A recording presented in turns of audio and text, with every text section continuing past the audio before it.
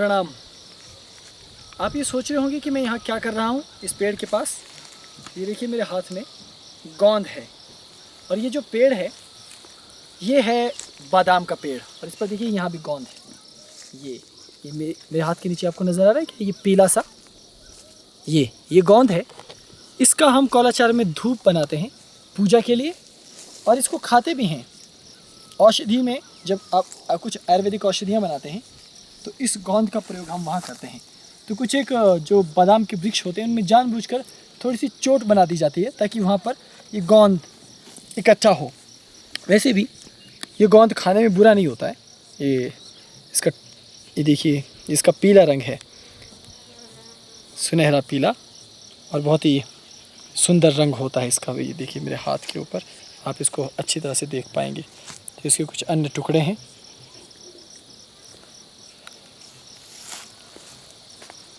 ये गोंद बेहद चिपचिपा होता है लेकिन आप इसको खा सकते हैं और इसका आयुर्वेदिक औषधियों में भरपूर इस्तेमाल करते हैं। बहुत सारी रोगों के लिए इससे औषधि के बीच में सार तत्व के रूप में इस गोंद का प्रयोग होता है। खाने को बहुत अच्छा तो नहीं होता लेकिन फिर भी औषधि जैसा तो है ही। और इसको वल्लभस्तंभ में हम चिपकाने के लिए पानी में इसको मिलाकर इसका गोंद भी बनाया करते थे चिपकाने के लिए। खैर ये अब आप कहेंगे कि मैं गोंद क्यों खा रहा हूँ, इस पर हमने आपको बादाम क्यों नहीं खिलाए, क्योंकि अभी बादाम का सीज़न ही नहीं हुआ है। थोड़ा समय और प्रतीक्षा कीजिए, यहाँ बादाम लगेंगे तो हम फिर आएंगे, खुद बादाम खा कर आपको दिखाएंगे, क्योंकि आप तो आने से रहे। खैर आज मैं आपको जो विशेष बात बताने जा रहा हूँ और वो है भगवान ब्रह्मा जी की। आपने बहुत से प्रवचन सुने होंगे अनेकों धर्म गुरुओं के, अनेकों लोगों के, लेकिन अधिकांश प्रवचन या तो भागवत पर होते हैं, भगवान विष्णु जी पर केंद्रित होते हैं, या फिर माता रानी पर या दुर्गा सप्तशती पर। कुछ एक हैं जो गणपति पर या महादेव पर दिए जाते हैं। पर इन सारे प्रपंचों से दूर कहीं कोई यदि छूट जाता है तो वो है भगवान ब्रह्मा, जिनका गाहे बगाहे नाम तो हमेशा लिया ही जाता है। कभी किसी साधना में, कभी किसी पूजा के बीच में, या कभी किसी कथा प्रसंग में। और सबको ये मालूम है, भारत में सभी हिंदू इस बात को भली प्रकार जानते हैं कि हमारे आदि पिता ब्रह्मा ही हैं। और जब भी आप वेद पुराणों को खंगालते हैं तो पुराणों की कथाएं भरी पड़ी हैं कि ब्रह्मा जी की साधना न केवल मनुष्यों ने की, वरन उनकी साधना तो स्वयं दैत्यों और यक्षों, गंधर्वों, किन्नरों ने भी की। हर एक तपस्वी की प्रथम पसंद भगवान ब्रह्मा ही हैं। ब्रह्मा जी की साधना से ही उन्होंने अधिकांश वरदान प्राप्त किए हैं। यदि आप भगवान विष्णु को छोड़ दें और भगवान शिव की तरफ भी न देखें या उनको भी सम्मिलित कर दें तो सबसे अधिक तपस्या या सबसे अधिक साधना जिस देवता की हुई है, जिस इष्ट की हुई है, वो पृथ्वी पर ब्रह्मा ही है। कलयुग के आने से पहले ब्रह्मा जी की साधना ही सबसे अधिक साधना की जाती थी। हैरानी की बात है कि इसमें मेरे इष्ट देव भगवान शिव भी पीछे छूट जाते थे, उनसे भी अधिक ब्रह्मा जी की साधना होती थी। क्यों? क्योंकि भगवान ब्रह्मा तपोबल बढ़ाने वाले देवता हैं।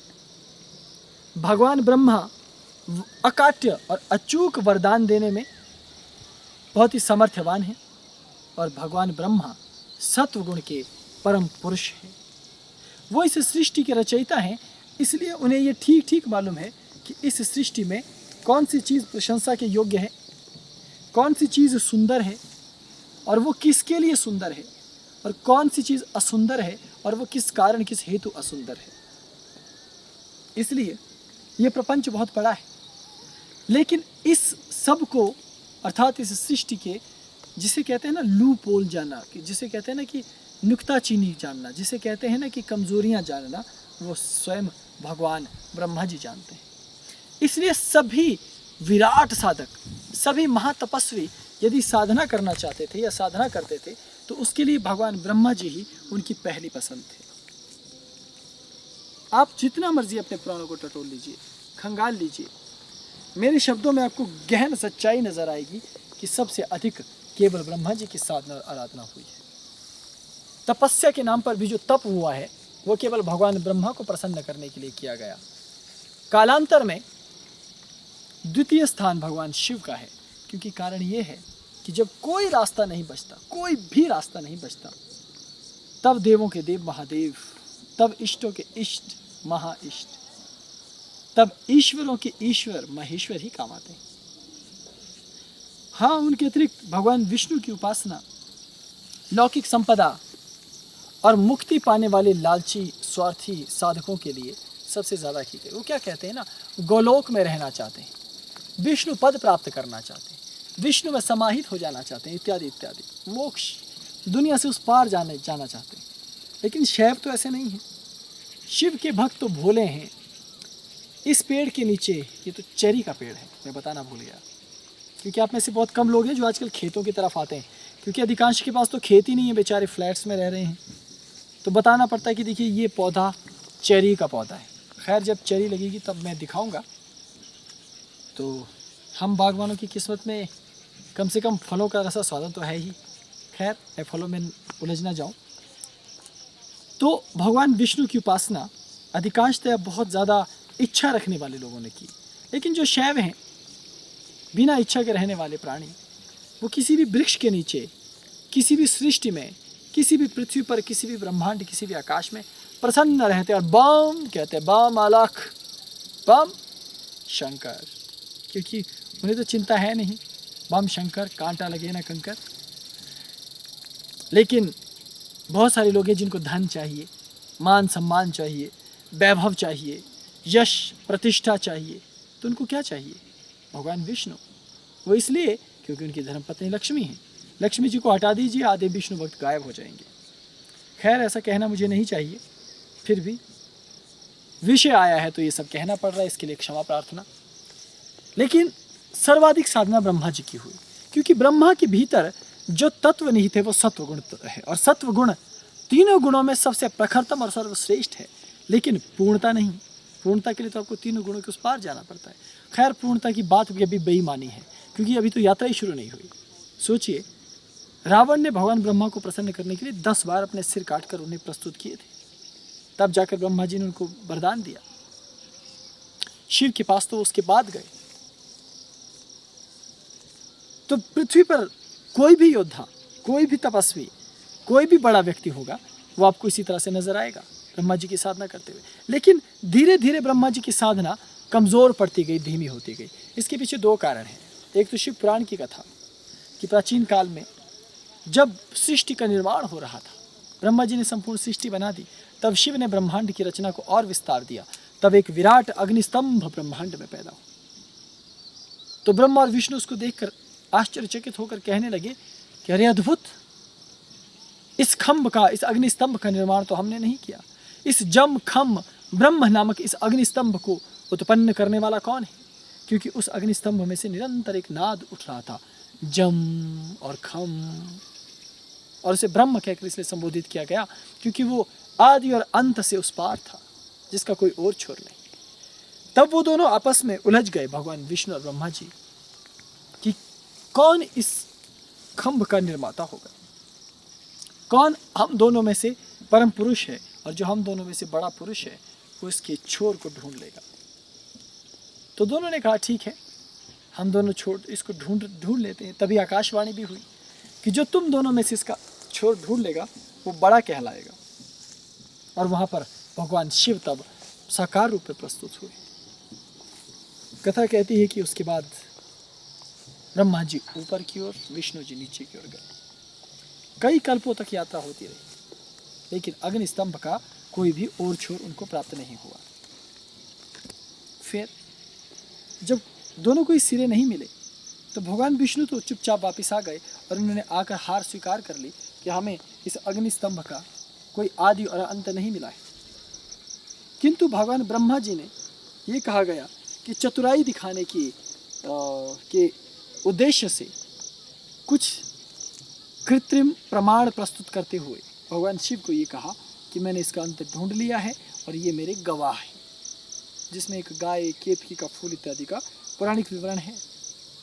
लेकिन तब भगवान विष्णु को भगवान शिव ने ये कहा कि देखो तुम सत्यवादी हो, तुमने सत्य कहा, लेकिन रजसपंथी होते हुए भी तुमने सत्य कहा, इसलिए मुझे तुम पर गर्व है, तुम श्रेष्ठ हो। लेकिन विष्णु जी, भगवान ब्रह्मा झूठ बोल रहे हैं, हालांकि ये ब्रह्म पुरुष हैं, तथापि ये झूठ बोल रहे हैं, असत्य बोल रहे हैं। इस कारण से कलयुग तक इनकी उपासना के अधिकार को छीन लिया जाना चाहिए, क्योंकि ये तो सभी सृष्टि में सबको वरदान देते रहेंगे, लेकिन फिर भी इनका अधिकार यज्ञ भाग कम कर दिया जाना चाहिए। तब शिव के श्राप के कारण ब्रह्मा जी की साधना धीरे धीरे कम होती गई और कालांतर में लुप्त हो गई। आज भारत में भी भगवान ब्रह्मा जी के बहुत कम मंदिर हैं। भारत में केवल 2-3 प्रमुख मंदिर हैं ब्रह्मा जी के, जो बहुत ही चर्चित हैं या बहुत ही सुंदर हैं या जो बार बार चर्चा में आते हैं। लेकिन हिमालय पे भी ब्रह्मा जी के बहुत से मंदिर हैं। अगर आप हिमाचल, उत्तरांचल के क्षेत्रों में, जम्मू कश्मीर के क्षेत्रों में, नेपाल की तराइयों में अगर आप उतरते हैं तो आपको वहाँ कुछ ब्रह्मा जी के मंदिर मिल जाएंगे। पुष्कर में तो भारत का प्रमुख मंदिर है ही है। लेकिन ब्रह्मा जी का सबसे अद्भुत, गोपनीय और प्रमुख तीर्थ हिमाचल प्रदेश में है, जिसे कहा जाता है हंस कुंड। क्योंकि हंस भगवान ब्रह्मा और सरस्वती जी का वाहन है, और हंस सात्विक शक्ति का प्रतीक है, तप का प्रतीक है, त्याग, प्रेम, शांति, सौहार्द और भ्रातृत्व का प्रतीक है, और परम ज्ञान का, परमहंस कहा जाता है, परम ज्ञान का प्रतीक है। इसलिए हंस कुंड को ब्रह्मा जी का स्थान कहा गया, हंस कुंड क्षेत्र को ब्रह्मा जी का स्थान कहा गया। लेकिन लंबे समय से ब्रह्मा जी की साधनाएं बंद हैं, कर्म कांड में उनको स्थान नहीं मिलता, उनकी पूजा उपासना नहीं होती, लेकिन बावजूद ब्रह्मा जी का नाम निरंतर लिया जाता है। हर वेद पुराण शास्त्र में उनकी महिमा का विवरण है। लेकिन जैसे कि आप जानते हैं, कौलाचार की अपनी एक दुनिया है, और कौलांतक पीठ की तो अपनी ही एक दुनिया है। कौलांतक पीठ जो भी कुछ कहता है उसकी अपनी कुछ मान्यताएं होती हैं, जो कुछ पुस्तकों में लिखित हैं, कुछ अलिखित हैं, कुछ मौखिक हैं, कुछ गुरु परंपरा की हैं, लेकिन बहुत ही गूढ़ हैं। उन्हीं परंपराओं के बीच में से ब्रह्मा जी की भी एक परंपरा है, और वो है हंसकुंड यात्रा करना। लेकिन हंसकुंड यात्रा हर व्यक्ति नहीं कर सकता। कितनी सुंदर बात है, देखिए यहाँ छोटा सा पौधा जमीन में से उग रहा है।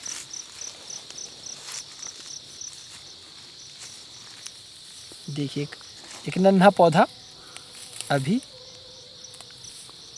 उग रहा है यहाँ पर, कुछ दिनों में बड़ा हो जाएगा और बहुत ही खूबसूरत हो जाएगा। छोटा सा नन्हा सा पौधा है, इसे भी प्यार की ज़रूरत होती है। अगर इसे मैं हाथ से छूता हूँ तो ये मुझे महसूस करता है जैसे मैं इसे महसूस कर रहा हूँ। खैर, तो ब्रह्मा जी की सबसे गोपनीय यात्रा हिमाचल प्रदेश के कुल्लू क्षेत्र के लोग करते हैं, क्योंकि ये जो दिव्य हंसकुंड है ये कहाँ है? ये भारत में है। भारत में एक हिमाचल प्रदेश नाम का राज्य है। हिमाचल प्रदेश नाम के राज्य में कुल्लू जनपद अर्थात कुल्लू डिस्ट्रिक्ट है, और इस कुल्लू डिस्ट्रिक्ट के भीतर बंजार क्षेत्र में ग्रेट हिमालयन नेशनल पार्क है। अब क्योंकि कुछ ही साल हुए इस नेशनल पार्क नाम के झंझट को बने हुए, तो इसी पार्क के भीतर ये हंसकुंड अब विद्यमान है। हालांकि हम तो प्राचीन काल से हमारे पूर्वज इस क्षेत्र में जाते रहे। इसकी कथा देखिए, मेरे दादाजी भी गए हैं वहाँ, मेरे परदादा भी गए हैं, तो उनसे उनके पूर्वज भी गए हैं।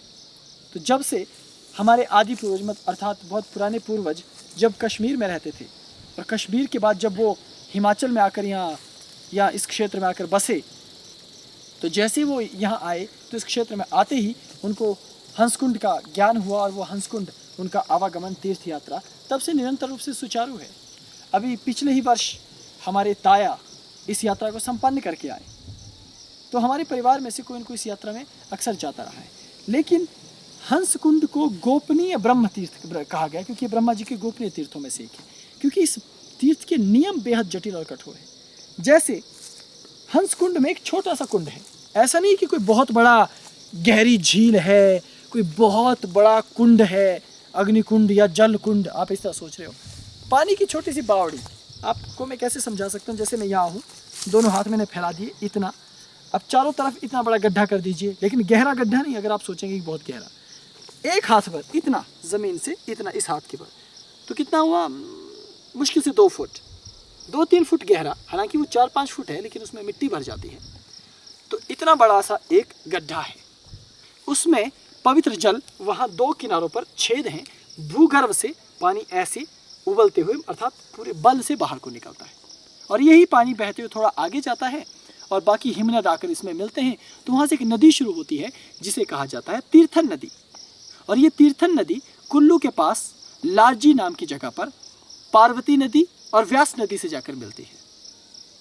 तो वहाँ पर त्रिवेणी है, लारजी नाम के क्षेत्र, वहाँ पर एक जल का बांध भी बना हुआ है। तो इस तीर्थन नदी का उद्गम क्षेत्र भी यह हंसकुंड है। इस हंसकुंड के पानी के साथ ही एक छोटा सा कुंड है, मतलब एक छोटा सा मिट्टी में गड्ढा है जिसके भीतर काला पानी रहता है, जिसे कहा जाता है काला कुंड। अब इसकी कथा बेहद रोचक है। हंसकुंड की कथा में सनकादि ऋषियों का विवरण है कि सनकादि ऋषि एक बार भगवान विष्णु से मिलने वैकुंठ धाम जाते हैं, क्षीर सागर जाते हैं, जहाँ भी भगवान विष्णु विद्यमान हैं वहाँ जाते हैं, लेकिन वहाँ द्वारपाल उन्हें रोक देते हैं और ये कहते हैं कि तुम भीतर नहीं जा सकते। तब सनकादि ऋषि समझाते हैं कि हमें तो ब्रह्मा जी ने भेजा है और हम सृष्टि निर्माण के किसी विशेष प्रयोजन हेतु उनसे इसी क्षण मिलना चाहते हैं और ये अति अनिवार्य है, इसलिए आप लोगों से सविनय प्रार्थना है कि आप हमें रोके ना। द्वारपालों ने सनकादि ऋषियों की प्रार्थना को अस्वीकार कर दिया। उन्होंने ये कहा कि हम किसी भी कीमत पर आपको भीतर नहीं जाने देंगे, और इसी बात पर तनातनी हो गई। अक्सर लोग छोटी छोटी बातों को लेकर झगड़ते हैं, लेकिन देवताओं के मध्य में भी ऐसी बातें होती हैं। आपको इन कथाओं से इस बात का ज्ञान होना चाहिए। आप कहते हैं ना कि कभी कभी संत महात्मा ये गाली क्यों देते हैं, ये हमसे मिलते क्यों नहीं हैं, हमें मिलने क्यों नहीं देते, अपने घर का एड्रेस क्यों नहीं बताते, अपने साधना स्थलियों के बारे में क्यों नहीं बताते, अपने आदि और अंत का ज्ञान क्यों नहीं देते। इसके पीछे बहुत से कारण होते हैं। खैर, कथा पर फिर आते हैं। दोनों पक्षों में तनाव बढ़ा, सनकादि ऋषि और द्वारपालों के मध्य। तो जब ऋषियों ने कहा कि हम तो इस सृष्टि के ब्रह्मा जी द्वारा बनाए गए प्रथम पुरुषों में से एक हैं और हम बालक कुमार हैं, हमारी कोई भी मंशा हानि पहुंचाने की नहीं है, लेकिन द्वारपालों ने कहा हम आपको जाने ही नहीं देंगे। इस बात के पीछे तनाव इतना बढ़ता गया कि अंत में दोनों पक्ष क्रुद्ध हो गए। क्रोध हमेशा हानि ही पहुंचाता है अगर वो ऋषि मुनियों का क्रोध ना हो तो, क्योंकि केवल दुर्वासा ऋषि, भृगु ऋषि, ऐसे ऋषियों के बारे में देखा गया है कि उनका क्रोध अंततः सार्थक निकला। लेकिन क्रोध कभी भी श्रेष्ठ नहीं होता है, चाहे वो हम जैसे योगियों का ही क्यों ना हो। हालांकि मैं भी बहुत क्रोधी हूँ, पर क्या करूँ, ये तो हमारी कमज़ोरी है, सुधारने की कोशिशें जारी है, देखते हैं कभी न कभी तो सुधर जाएगा। तो दोनों पक्षों में जब क्रोध बढ़ा, तनाव बढ़ा, तो सनकादि ऋषियों ने क्रोध में आकर द्वारपालों को श्राप दे दिया कि तुम दैत्य बनकर इस पृथ्वी पर पैदा हो। तो बदले में द्वारपालों को भी इस बात पर क्रोध आ गया। उन्होंने कहा कि आप किस तरह के ऋषि हैं, बालक युवा कुमार होते हुए भी आप में समझ नहीं है और आप प्रथम पुरुषों में अपनी गणना करवाने की बात करते हैं। हमें अंदर से आदेश ऐसे हैं और यदि भीतर से आदेश आएंगे तो हम अपने प्राण देकर भी अपने इष्ट के आदेश की पालना करेंगे, क्योंकि हमारे लिए यही धर्म है। हम इसके अतिरिक्त कोई दूसरा धर्म नहीं जानते और ना ही सुनना चाहते हैं ऋषियों के उपदेश, ना ही सुनना चाहते हैं ब्रह्मा जी का उपदेश।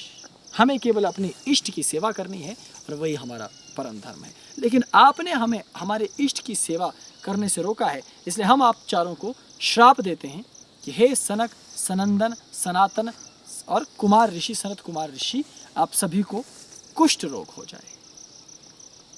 और जब दोनों पक्षों को इस बात का आभास हुआ कि दोनों से गलतियां हो गई, तो दोनों ने एक दूसरे से परस्पर गले मिलकर क्षमा याचना की और कहा, अरे हमसे क्रोध में ये क्या पाप हो गया। तब दोनों ने परस्पर एक दूसरे को वरदान दिया। सनकादि ऋषियों ने कहा कि तुम जब भी दैत्य बनकर पृथ्वी पर पैदा होंगे तो भगवान विष्णु स्वयं नर अवतार लेकर तुम्हारा वध करके तुम पुनः अपने लोक में ले आएंगे। तब सनकादि ऋषियों को वरदान देते हुए दोनों द्वारपालों ने कहा कि हे सनकादि ऋषियों, आप जैसे श्रेष्ठ ऋषियों को हमने श्रापित करके बहुत बड़ा अपमान किया है, इसलिए हम क्षमा सहित आपको वर देते हैं कि ब्रह्मा जी आपके इस संताप का क्षण भर में हरण कर लेंगे। और वैसा कहने के बाद ये दोनों द्वारपाल पृथ्वीलोक में दैत्य के रूप में उत्पन्न हुए। और ये जो चारों सनकादि ऋषि हैं, ये सहायता के लिए ब्रह्मा जी के पास गए। तो ब्रह्मा जी ने कहा कि मैं अपने कमंडलू के जल में यदि तुम्हें स्नान करवा दूं तो तुम चारों कुष्ठ मुक्त हो जाओगे। तो उन्होंने कहा तो इसमें देर क्यों कर रहे हैं, हमें जल्दी से अपने कमंडल में कूद जाने दीजिए। तो ब्रह्मा जी ने कहा नहीं, ये तो संभव नहीं है, इसलिए मैं तुम्हारे निमित्त इस पृथ्वी पर मृत्युलोक में हिमालय के ऊपर कुछ बूंदे जल की गिराता हूं। वहां एक छोटा सा कुंड उत्पन्न होगा, मेरा कुंड, जिसको लोग ब्रह्मा कुंड अथवा ब्रह्म कुंड कहकर संबोधित करेंगे, जिसकी हंसिनी नामक योगिनी, जो कि मां सरस्वती का ही राजसी स्वरूप होगी, वो हंसिनी योगिनी इस पर्वत के पास इस कुंड की स्वामिनी बनकर निवास करेगी और सर्वत्र पीले रंग के जंगली वनीय नरगिस के पुष्पों के मध्य निवास करने वाले होंगे। तो हंस कुंड में जितने भी पुष्प हैं उन सबको हंसिनी योगिनी के पुष्प कहा जाता है। और वह हंसिनी नाम की एक योगिनी शक्ति रहती है, निवास करती है। हंसिनी योगिनी का क्षेत्र पूरा हंस कुंड है। तो ब्रह्मा जी ने वहां पर एक दिव्य कुंड बनाया, बड़ा कुंड। उस जो जल उन्होंने छोड़ा तो पर्वत के शिखर पर एक बहुत बड़ा कुंड बना। अब यहाँ दो मान्यताएं हैं, मैं दोनों कथाएं आज आपको बता रहा हूँ। हालांकि बहुत कम ही लोग दोनों कथाएं बताते हैं, पर क्या करूं, छुपा नहीं सकता, झूठ बोल नहीं सकता। अब जो सुना है वो आपको कहना ही पड़ेगा। कुलांतक पीठाधीश्वर होने का हमेशा फ़ायदा ही नहीं होता ना, नुकसान भी तो होता है। कुछ चीज़ें मैं छुपाना चाहता हूँ, लेकिन जब संदर्भ आता है तो वो भी बताना पड़ता है। तो ब्रह्मा जी ने जो प्रथम कुंड बनाया, पहला हंस कुंड, वो हंस कुंड हिमालय पर्वत के ऊपर बना था। वो बिल्कुल गोल और बड़ी गहरी झील थी चारों तरफ, और वो चारों तरफ हिम से ढकी हुई, हिमाच्छादित थी। उसके मध्य में एक बर्फ का गोल टापू था, जो गोल गोल उस झील के मध्य में घूमता रहता था। हिमाचल में ऐसी बहुत सी झीलें हैं। अभी भी हिमाचल में जिला मंडी में पराशर ऋषि की झील है, जिसके मध्य मिट्टी का टापू है जो घूमता रहता है। हम आपको कभी वहाँ से प्रवचन नहीं दे पाए, प्रयास रहेगा जल्द ही मैं आपको महर्षि पराशर की झील के दर्शन करवाकर वहाँ से भी प्रवचन दूँ। मैंने इसलिए आपको वहाँ ले जाना उत्तम नहीं समझा क्योंकि वहाँ अब आधुनिक व्यवस्थाएं हो गई हैं। जब हम वहाँ थे तो बहुत रमणीय था, अब वहाँ फैंस बाढ़ लग गए हैं, लोगों की भीड़ है, आधुनिकीकरण हो गया है, सड़कें पहुँच चुकी हैं, बहुत हालत ख़राब है। खैर फिर भी आपको देखना होगा तो मैं ज़रूर ले जाऊँगा। तो वैसा ही एक दिव्य टापू बर्फ़ का उस झील के मध्य घूमता रहता था, और वहाँ दिव्य लाल रंग की चोटी वाले राजहंस वहाँ पर तैरते रहते थे। इसलिए इस कुंड को हंस कुंड भी कहा गया। ये इस कुंड की पहचान थी। और इस दिव्य हंस कुंड के स्वामी स्वयं ब्रह्मा जी थे। तो इस दिव्य हंस कुंड में सनकादि ऋषियों ने आकर स्नान किया और अपने कुष्ठ रोग को मिटाया। ठीक ऐसी ही एक प्रत्यंतर और कथा आती है कि 4 शेषनाग भगवान ने, जब रामायण और महाभारत इत्यादि का काल समाप्त हो गया, तो अपने आप को पहले तो हिमालय पर लाकर अवस्थित कर दिया। उत्तराखंड होते हुए, उत्तराखंड हिमाचल की स्टेट उत्तराखंड नहीं, उत्तराखंड पूरे हिमालय को कहा जाता है। उत्तराखंड, ज्ञानगंज, हिमालय, सिद्धाश्रम, महाहिमालय, कौलांतक पीठ, अजह पीठ, अमर पीठ, नित्य पीठ, स्थावर पीठ इत्यादि इत्यादि अनेकों नामों से इसको जाना जाता है। तो वो हिमालय आ गए। हिमालय आकर उन्होंने लगातार, क्योंकि वो साधना कर रहे थे, आपको तो मालूम ही है कि गुरु वशिष्ठ लक्ष्मण जी के गुरु रहे, गुरु विश्वामित्र उनके गुरु रहे, और भगवान राम के सानिध्य में वो रहे, और भगवान राम ने उनका परित्याग भी कर दिया था। उसके बाद वो बलराम बनकर उत्पन्न हुए। इस तरह से लीला करते रहे, लेकिन उनका वास्तविक स्वरूप शेषनाग था। तो शेषनाग के रूप में जो हिमालय पर आए तो उन्होंने अपने 4 विभाग कर दिए, 4 स्वरूप, जिसमें 4 रंग उनके हैं। एक पीला रंग, एक लाल रंग, एक मटमैला रंग और एक काला रंग। तो 4 किस्म के स्वरूप उन्होंने धारण किए, जिसमें से पहला पीला रंग में वो नाग हैं, और दूसरे रूप में भी वो नाग हैं, लेकिन 2 रूपों में वो सर्प हैं, ऐसे चलने वाले सर्प, जिनमें से एक सर्प है धामन प्रजाति के सर्प वो बने। तो ऐसे भगवान शेषनाग ने 4 अपने स्वरूप धारण किए। वो कहीं जा रहे थे किसी गांव में, तो वहाँ कुछ गलती उनसे हो गई। गलती क्या हुई ये मैं आज क्यों नहीं बता रहा, क्योंकि ये विषय है शेषनाग साधना का या शेषनाग के बारे में जब महत्व होगा तब बताऊंगा, वरना ये यहाँ रामायण बन जाएगी पूरी की पूरी। इतनी कथाएं जुड़ जाएंगी, कौन सी कथा मैं बता रहा हूँ फिर भूल जाएंगे, तो इसलिए इस कथा को यहीं छोड़ रहा हूँ। तो उनको श्राप मिला, श्राप के कारण उनके चारों स्वरूपों को कुष्ठ रोग हो गया। तब उन्हें याद आया कि ब्रह्मा जी का एक दिव्य कुंड है हिमालय पे, पर उस पर जाकर स्नान करना चाहिए। लेकिन तब तक सतयुग, द्वापर और त्रेता समाप्त हो रहे थे और कलयुग आने वाला था। तो जैसे ही कलयुग आने वाला था तो एक महान घटना घटी। प्राचीन काल से मैंने आपको बताया कि धीरे धीरे ब्रह्मा जी की साधना कम होती चली गई और पूरे देश भर में से ब्रह्मा जी की साधना लगभग पूरी तरह बंद हो गई। तो केवल हिमालय के इस क्षेत्र में ब्रह्मा जी की साधना होती रही, इस हंसकुंड तीर्थ के पास। तो ब्रह्मा जी पूर्ण सात्विक देवता हैं और उनको लगा कि कलयुग इस दिव्य कुंड का दुरुपयोग करेगा, इसलिए उन्होंने इस बड़े दिव्य कुंड को जो पर्वत शिखर पर था उसे अदृश्य करने के बारे में सोचा और इसे अदृश्य कर रहे थे। जब उसे समेट रहे थे या उस दिव्य हंस कुंड को वापस, जिस पे स्नान करके सनकादि ऋषि कुष्ठ मुक्त होकर अपने लोक को लौट गए थे, उसी समय शेषनाग भगवान अपने चारों स्वरूपों के साथ वहाँ उपस्थित होकर हाथ जोड़ के कहने लगे, हे ब्रह्मा जी, ये आप क्या कर रहे हैं? हम जैसे पापियों के पाप को कौन मिटाएगा? हमारे कुष्ठ का हरण कौन करेगा? हमारे शारीरिक कुष्ठ को तो चलो मिटा भी दे औषधि, लेकिन मानसिक कुष्ठ का क्या होगा? भीतर जो पाप, संताप, ग्लानि, पाप युगों युगों से भरे हैं, उसका क्या होगा? और उन भक्तों के बारे में सोचिए जो ब्रह्मा जी की उपासना करने वाले, तो क्या होगा उनका? तो ब्रह्मा जी ने कहा, हाँ, ये तो आपने सत्य कहा।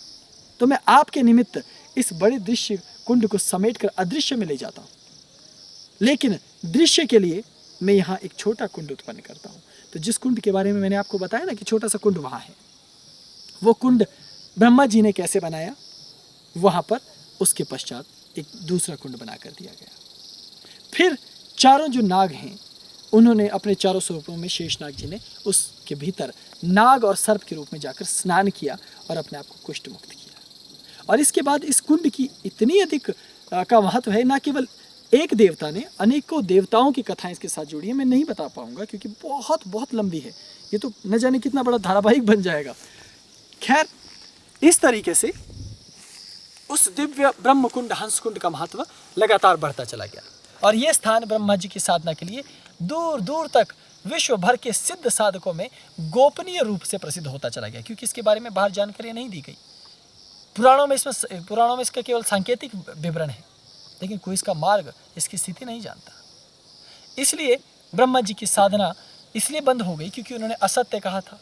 लेकिन भगवान शिव का जब साधना होती रही, भगवान शिव के पास जब उनका लगातार आवागमन होता रहा, तो भगवान शिव ने उनको ये कहा था कि कलयुग के आने पर आपकी साधना पूरे विश्व में पुनः शुरू हो जाएगी, क्योंकि कलयुग में घोर आतताई आ जाएंगे। तो कौल पंथ में ये कथा है कि कलयुग आने पर पुनः उनकी साधना को शुरू किया जाना चाहिए और हमारे कुलांतक पीठ के लोग ही उस साधना को शुरू करेंगे। तो हम लोग लंबे समय से उस समय की प्रतीक्षा कर रहे हैं कि कब वो समय आएगा जब ब्रह्मा जी की पूरी दुनिया में फिर से साधना शुरू हो। तो हमारे पास अपना एक कैलेंडर है, अपना एक पंचांग है, अपना एक गणना करने की पद्धति है कुलांतक पीठ में, टांकरी भाषा की। अब वो समय आ गया है पद्धति के मुताबिक और लक्षणों के मुताबिक कि अब उस पीठ में पुनः ब्रह्मा जी की साधना आराधना शुरू। और मैंने तो इसको देखते ही कुछ दिनों पूर्व ब्रह्मा जी के मंत्र को प्रस्तुत कर दिया। आप तक तो ब्रह्मा जी के मंत्र पहुंच गए होंगे, क्योंकि अब ब्रह्मा जी की साधना का पुनः काल शुरू हो गया है। अब शिव के श्राप से वो मुक्त हो चुके हैं और अब दिव्य पर्व काल हमारे पास है।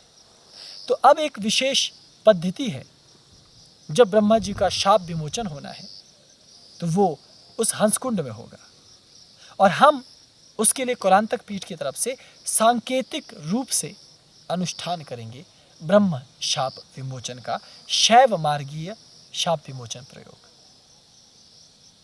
लेकिन ये मेरा उद्देश्य नहीं है, तो मैंने आपको, क्योंकि आपसे कोई बात छुपाता नहीं हूँ, इसलिए मैंने आपको ये बता दिया कि इस बार हम हंसकुंड जाने वाले हैं और जाएंगे और हम इस प्रयोग को संपन्न कर लेंगे, ताकि भविष्य में आने वाले साधक और संपूर्ण प्रजाजन, संपूर्ण पृथ्वी के लोग ब्रह्मा जी की साधना और तपस्या कर उनसे अखंड आशीर्वाद और वरदान प्राप्त करके अपने आप को श्रेष्ठ गति प्रदान कर सकें। तो ब्रह्मा जी का महत्व बहुत अद्भुत है, ब्रह्मा जी के स्थल बहुत अद्भुत है। ब्रह्मा जी के बारे में लोगों को ज्ञान बहुत कम है। तो अब वो समय है जब आपको इस दिव्य कुंड तक पहुंचना चाहिए। ऊपर वाला अदृश्य कुंड अभी भी है, लेकिन देवताओं द्वारा संरक्षित है। देवताओं, गंधर्वों, किन्नरों, किरातों द्वारा सुरक्षित है। इस कारण बहुत कम लोग वहाँ जा पाते हैं, लेकिन फिर भी जो सिद्ध साधक हैं वो अपनी दिव्य दृष्टि से, प्रज्ञा से, ज्ञान चक्षु से उसे देखकर उसके दर्शन करते हैं। लेकिन फिर भी जो स्थूल हैं, जो नए साधक हैं, जो केवल तीर्थयात्री हैं, वो नीचे शेषनाग द्वारा रचित, शेषनागों के लिए रचित ब्रह्म कुंड तक पहुँच सकते हैं, जो दिव्य हंस कुंड है। तो आपको हिमाचल प्रदेश के कुल्लू में आकर, भारत आकर ज़रूर इस कुंड तक पहुंचने का प्रयास करना चाहिए। हालांकि मैंने बताया कि इसके नियम बेहद जटिल है। इस कुंड के भीतर स्नान नहीं किया जाता, लेकिन इस कुंड से जो जल बाहर को बहकर आ रहा है, नदी में मिल रहा है, वहां आप स्नान कर सकते हैं। तब आपके ऊपर कोई बड़ा नियम लागू नहीं होता। लेकिन अगर आपने इस कुंड के भीतर स्नान किया तो नियम आपके ऊपर लागू होंगे। आपको स्वपाकी होना होगा, अपना भोजन स्वयं बनाना होगा। प्याज, लहसुन इत्यादि, हींग इत्यादि का त्याग करके, मसूर इत्यादि का दाल का त्याग करके, कुकर मूत्र अर्थात मशरूम इत्यादि का भोजन में निषिद्ध करके केवल सात्विक आहार करना होगा। दूसरी बात, आप पाँव में चरण पादुकाएं या कुछ धारण नहीं करेंगे, नंगे पाँव आपको चलना होगा। और यदि आप भोजन कर रहे हैं और कोई स्त्री आपको या कोई भी व्यक्ति ये कह दे कि बाहर कुत्ता है, गाय है या किसी जानवर का नाम ले ले, तो आपको भोजन का त्याग करना होगा, भोजन नहीं कर सकते। अगर भोजन करते करते उसमें बाल का टुकड़ा आ गया या मरा हुआ कोई जीव, जैसे चावल में घुन लगे होते, घुन उसके बीच में छोटे छोटे वो आ गए, तो भोजन का त्याग करना होगा। सुबह आंख खुलते अगर आप बाहर निकले और आपको कोई ऐसी स्त्री दिखाई दी जिसने बाल खुले रखे हैं, तो आप भोजन नहीं कर सकते, क्योंकि आपको बाल स्त्री के ढके होने चाहिए, और ये संभव ही नहीं है। आजकल के आधुनिक ज़माने में आपको लगता है कि अब औरतें सर ढककर रहने वाली हैं? उल्टा क्या हमें कह देंगी, देखो ये तो महिला विरोधी गुरु है, इस बाबे की ऐसी की तैसी, हम तो इसको कल अंदर जेल में भिजवा दें किसी भी तरह। आजकल माताओं के भी तो दिमाग ख़राब हो गए हैं। खैर, हमारी संस्कृति में नहीं रही है, तो अब जब संस्कृति नहीं रही तो माताएं भी ऐसा क्यों करेंगी?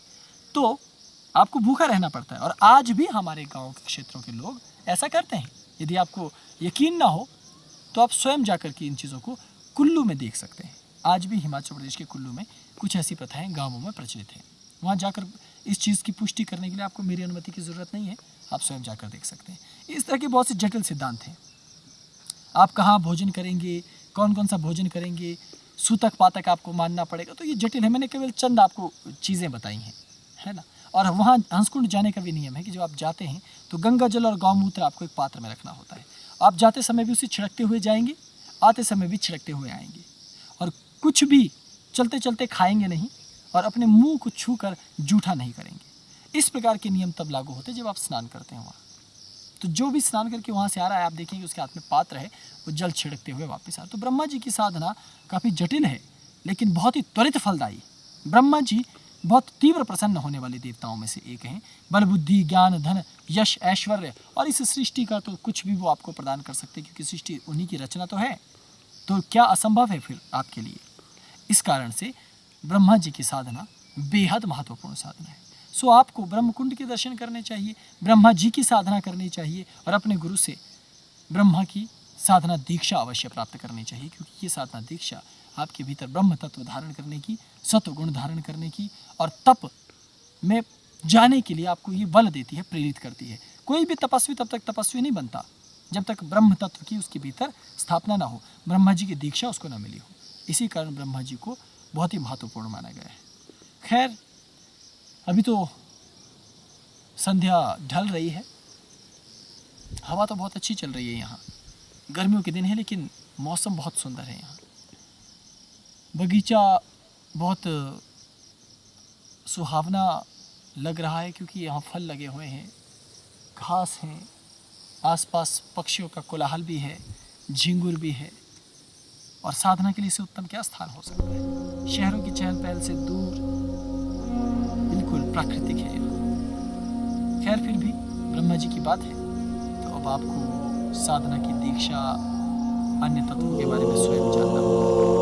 तो हम अपना स्थान करें। ओम नमः शिवाय।